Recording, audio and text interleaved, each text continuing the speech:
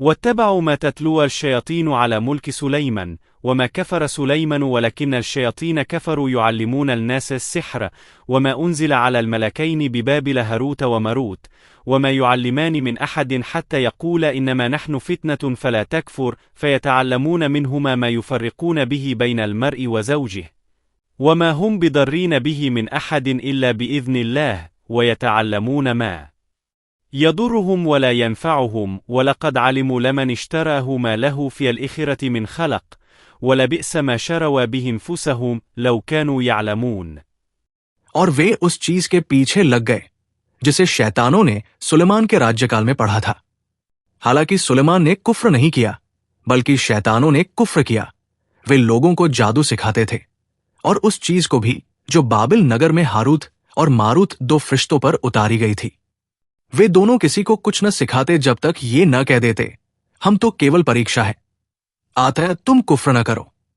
फिर भी वे उनसे वह चीज सीखते जिससे आदमी और उसकी पत्नी के बीच जुदाई डालते, हालांकि वे किसी को इससे नुकसान नहीं पहुंचा सकते थे बिना अल्लाह की अनुमति के।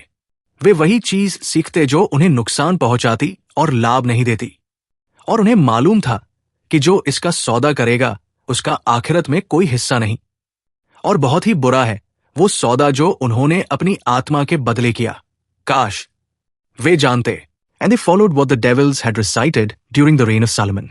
It was not Solomon who disbelieved, but the devils disbelieved, teaching people magic, and that which was revealed to the two angels at Babylon, Harat and Marut.